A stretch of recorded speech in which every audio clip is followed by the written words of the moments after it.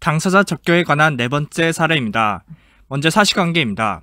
정중 X, 정중원은 A, B, C, D, E, 대표는 A의 재산에 관해 Y가 정중 규약에 따른 정중 청회의 결의 과정을 제대로 밟지 않고 소유권 이전 등기를 경률받았다고 주장받으면서 Y에 대해 동등기 말소를 구하는 소를 제기하려고 합니다.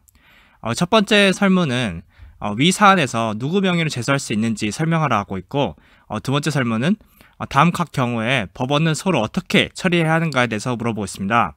우선 A의 경우, 위 소송에서 A가 정중원으로부터 개별적인 수권을 받고 선정 당사자 선정서를 법원에 제출한 후 선정 당사자로서 제소한 경우, B의 경우, 위 소송에서 A가 정중원으로부터 총회의 다수결로 수권을 받고 총회의 수권서를 법원에 제출한 후 담당자로서 제소한 경우, C의 경우, 정중원 C가 정중총회에 참석하러 오다가 Z의 차에 치여 부상을 입어 치료비가 2천만 원에 달했는데 정중 X가 대표자를 A로 하여 C를 위하여 2천만 원의 손해배상의 청구의 성을 제기한 경우에 대해서 물어보고 있습니다.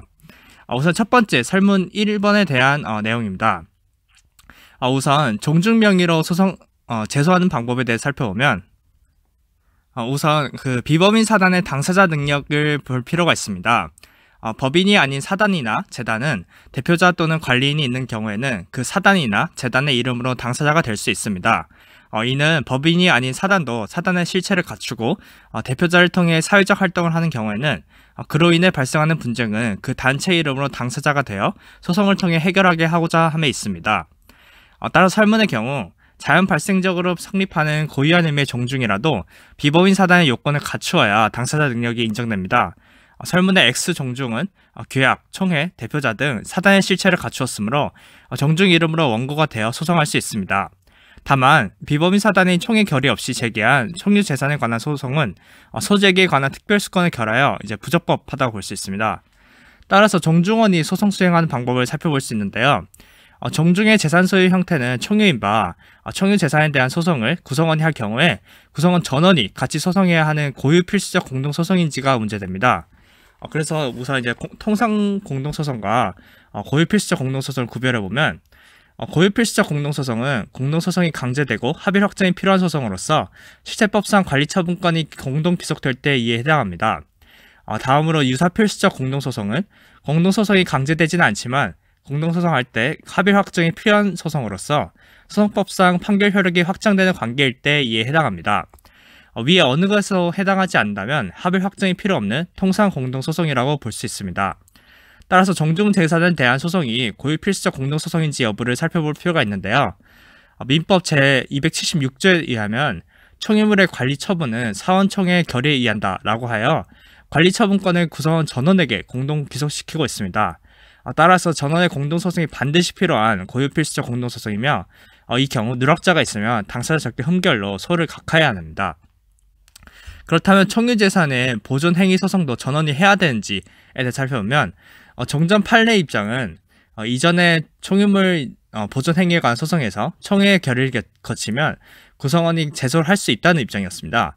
하지만 현재 판례 입장의 경우 민법 276조는 총유물의 관리 및 처분은 사원총회의 결의에 의한다라고 규정할 뿐, 공유나 합의처럼 보존행위는 각자가 할 수 있다는 규정을 두지 아니한 바, 이는 법인이 아닌 사단의 소유 형태인 총유가 공유나 합의에 비해 단체성이 강하고 구성원들의 재산에 대한 지분권이 인정되지 않음에서 나온 당연한 귀결입니다. 따라서 소송 형태는 총유 재산에 관한 소송은 법인이 아닌 사단 명의로 총유 결의를 하거나 또는 구성원 전원이 당사자가 되어 필수적 공동소송 형태로 할 수 있을 뿐, 구성원은 설령 그가 대표자라거나 총유 결의를 거쳤어도 그 소송의 당사자가 될 수는 없고, 이 법리는 총유 재산의 보존 행위로 제소하는 경우에도 같다고 합니다. 따라서 설문의 경우 사안의 보존 행위에 관한 소송도 정중 이름을 하든지 아니면 전 구성원의 명의로 해야 됩니다. 다음으로 두 번째 설문을 살펴보겠습니다.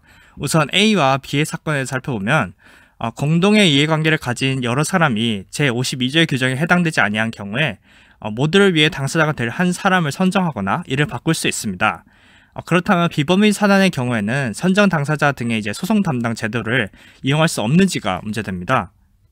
우선 다수설의 경우 제53조의 명명 규정상 여러 사람이 비법인 사단을 구성하고 있을 경우에는 선정 당사자를 선정할 수 없다고 합니다. 이에 대해 소수설은 비법인 사단이 당사자로 소송하는 방법과 구성원 일부가 선정 당사자가 되어 소송하는 방법을 모두 인정해도 폐해가 없다는 이유로 이제 비법인 사단의 구성원도 선정 당사자를 선정할 수 있다고 합니다. 이에 대해 살펴보면 선정 당사자 제도는 절차 간소화를 위한 것인데 비법인 사단의 경우에는 사단 이름으로 소송해서 간소화할 수 있고 총유는 단체성이 강하고 지분도 인정되지 않으므로 자신의 소송 수행권을 타인에게 맡긴다는 논리가 성립될 수 없기 때문에 다수설이 타당합니다. 같은 이유로 면분 규정이 없는 이제 소송 담당도 허용될 수 없습니다. 따라서 A, B의 경우 법원은 선정 당사자 자격의 흠결 이유로 소각화 판결을 해야 됩니다. 마지막으로 설문 C를 살펴보게 되면 종중은 당사자 능력은 있습니다. 종중은 종중 재산에 대해서는 소송 수행할 수 있는 당사자 적격이 인정되나 설문과 같이 종중이 종중원의 손해배상 청구 소송을 담당할 수 있는지가 문제되는데요. 임의적 소송 담당은 권리관계 주체인 자의 의사이에 제3자에게 소송 수행권이 수여된 경우인데 규정이 없는 경우 이를 허용할 수 있는지가 문제됩니다. 따라서 명문 규정이 없는 경우에는 원칙적으로 허용되지 않는데요. 허용을 하게 되면 민소법 제87조의 변호사 대리 원칙의 탈법 수단으로 이용되고 신탁법 제6조가 소송 신탁을 금지한 취지에 반하기 때문입니다.